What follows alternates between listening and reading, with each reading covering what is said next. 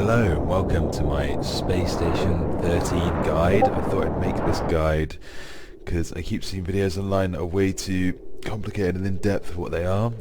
This video is for total beginners, never played Space Station in your life, so this should help you sort of maybe get your first round. Attention, It might be a little less painless. So say you first come in to the station, you'll probably be on the arrival shuttle. Right now I'm in Lava Land, but you'll find more about that later, okay? You'll be in a chair, right, like this. My character here is in a little chair. It's quite overwhelming at first. You have like the GUI on the left, and on the right you have your round info and your chat. So you're really going to get most information from this chat here, and then obviously the game window here. So WASD, I'm pressing it. I can't move. I'm buckled to this chair. Well, how do I get out of this chair? Well, you can simply press the resist button here, and then that's how you get out of the chair. So it's the same for the arrival shuttle as well. That is how you do it. Your screen will probably look something like this. So on the bottom right you have the intents. So you have help, I think this is disarm, grab and harm. So you do different things depending on this. I think like the disarm one, like will push an item out of someone. The grab one, grab someone. Harm will punch someone. Help, you can like hug them or drag them. So usually you have it on the green intent here. And obviously drop and throw is self-explanatory. If I had like my knife here, I can drop it, click it again, pick it up. I can throw it. I don't want to throw it over there. So that's another point. Picking up items, you simply click on them. Okay, and then now it's in my left hand. I can click on my right hand and then click on the knife, and it'll switch to my right hand. But it's very, so if I'm on my left hand here, I can't put anything in my pocket because I've got my left hand selected. I have to select my right hand with my knife, and then I can put the knife in my pocket. Okay, so you do make use of both hands in this game. You might have some sort of backpack. So I'm a shaft miner, so I have a little explorer bag. You can fit loads in this bad boy. You'll probably spawn with a box, okay, and this box actually has supplies in it, like your standard survival kit, okay. So say something really goes wrong, oxygen goes out of the station, you can use this kit if you're ever in trouble. Okay, so how would you go about equipping this stuff? On the left you can open up your inventory here, and this is like the equipment that you have on right now. I have a bunch of mining stuff on, but let's take this off for a sec. We can take this off. So let's say I'm just like this, I'm in my normal uniform. I'd say something goes really wrong. Okay, I'm gonna explore a gas mask, put it on here. I'm gonna get my oxygen tank, and because I don't have a slot for it anywhere, I would simply just hold it in my hand, or what I would do actually is put it in my pocket like this.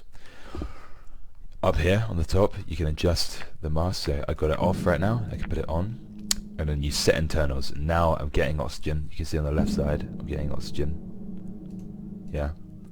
So this means that if I were to like step out into a place where there's no oxygen, I wouldn't sort of die, right? So anyway, I'm going to take this off now and put it back in my bag. So you see the way I'm doing it, I'm sort of switching between left and right hand to put stuff in the box.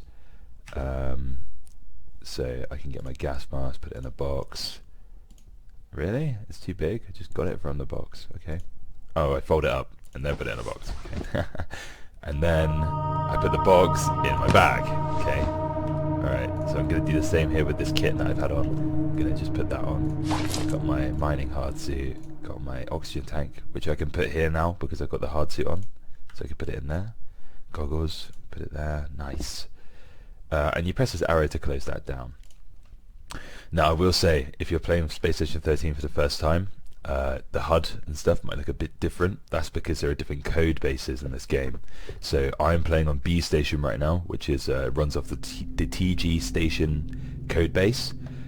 You might be playing on Goon Station, which runs off the Goon Station code base. So there's different code bases for this game, and all that means is that stuff might act slightly differently. Okay, but it's pretty much the same. All right. It's pretty much all the ideas are there. It's just the HUD might be presented in a different way. Okay, so say you've been trying all of this and you've been trying to move around and you can't move around. Well, that's quite a common problem. And what would happen is if you press tab, you can see on the bottom here there's a red line, and everything I type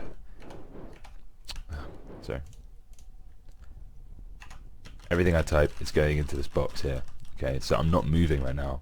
And then what tab does is it activates the hotkey mode, which is what you want, and hotkey mode is where you can move around in WSD. There's a lot of other like shortcut hotkeys you can use, which I don't know, but just know that they do exist. Okay, so now that's done and we're using hotkey mode. Instead of typing down here, you know, hello, you'd have to put say hello or something like that, right?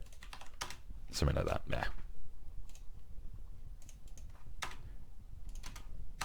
There we go. Say hello. You would have to do it like that manually, right? That's the old school way. With the hotkey mode, so I press tab.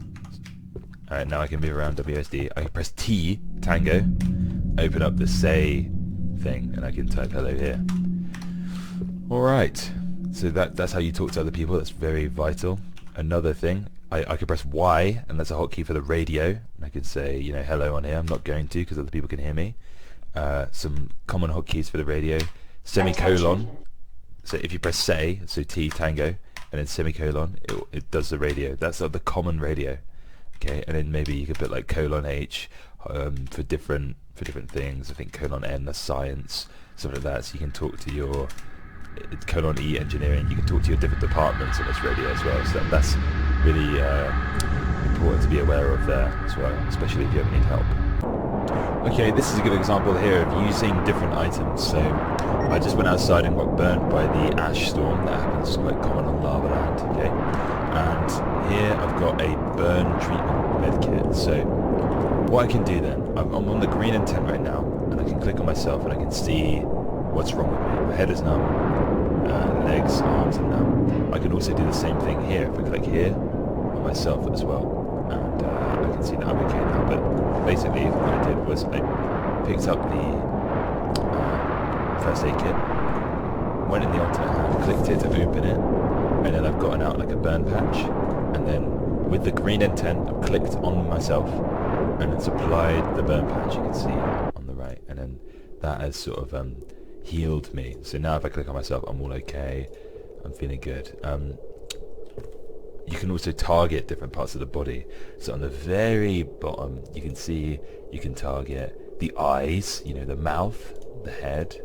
You can target everything, the groin if you want, yeah? So there's lots and lots of different things you can do, and this can also be used to harm people as well. Say you want to stab someone in the eyes with a screwdriver, you can do that in this game. So be aware of that as well. Okay, so say you want to get in a chair, or maybe in a bed or something. What you can do is you can drag yourself onto that, and you'll get in. So let's do the bed. I'm standing on the bed, drag myself. Yeah, there you go. Now I'm in the bed, and then resist to get out again. You can also do the same with climbing onto things. So I can climb on this counter, yeah. And now I'm on the counter. I can go over. And if there's maybe, you know, I'm trying to make a pizza right now, so maybe you open a fridge or something. There's loads of stuff, so you can't just mouse over everything. By the way, the stuff you're mousing over, it will tell you what it is down on the bottom left. So if you watch this little bar on the bottom left, I mouse over rice sack, rolling pin, myself, then I can get his name, like what my name is. But say there's like loads of stuff here, you can right click, and then from here, you know, I'm going to choose my kitchen knife, right? But you do the same. Maybe I want to examine myself like that. You can examine other people, tell them what they have on. Now I'm going to cut this pizza up, and I am going to make some burger buns, and I can just drop it back in, shut the fridge. Okay, so what about defending yourself? In Space Station 13 there's many ways you can defend yourself. You probably will have to defend yourself at some point in the round, you know, aliens, traitors, whatever. So in this case I'm going to teach you how to make a simple spear. So what you need is glass, cable restraints, and metal piping. Okay, glass, you can literally just, so what I've done to get glass is smash these windows. Also metal piping or iron rods, they'll be around everywhere. So you can see here, and I have my cable restraints. Cable restraints, you get them from wires.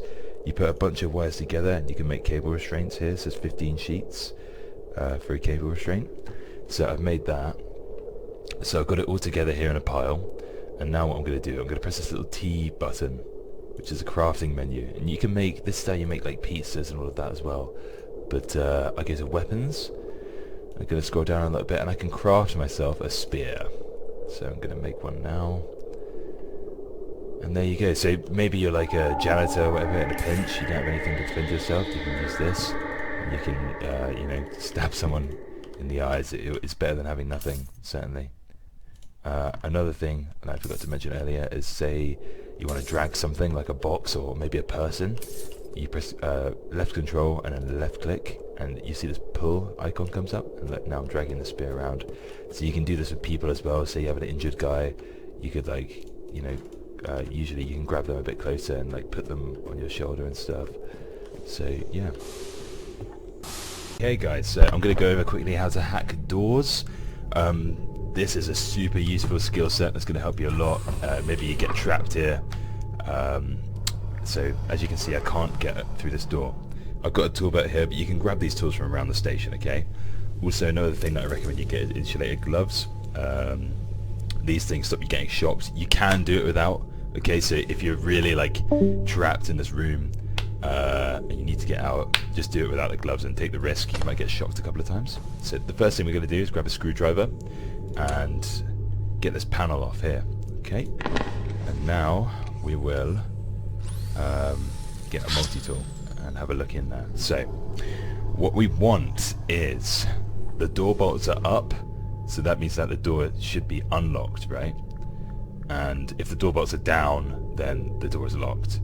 So what we want is the test light to be off, and then once it's off, we're gonna crowbar the door open. So let's figure out what does what, and we can see we can pulse these. That was emergency. Wiring light, test light, okay, and then boom. So see, I pulse the test light is off, use the crowbar, open it up. We could do the same thing. You might not be able to get your hands on a multi-tool, right, but you can do the same thing with wire cutters, okay, but it's a little more brutal, like, because obviously the wires don't get repaired, okay. This thing's sparking like crazy. What the... So, hold on, let's, yeah, here we go. I forgot what did what as well, but with the wire, obviously with the wire cutters you can't pulse, so you literally go through and cut each one, bang, bang, bang, bang, bang, alright, test light off, and then crowbar open, so you can do that as well. Obviously the main downside here is if you don't pulse before, the door bolts could fall, okay, and it could be locked, and that means that, yeah, you know, you have to get them to go back up again with a multi-tool or by repairing it somehow. So that you can mend these as well. Boom, boom, boom. But say I cut the one where the door bolts have fallen. Okay, so now if I try and shut this door at all, it just stays open, right? Obviously, this is also a good method if you want to keep someone out in a pinch, right? You can hack the door so that the door bolts are down and it'll be locked for them as well. So it's just really useful to know, guys. I hope this helps. Thanks for watching.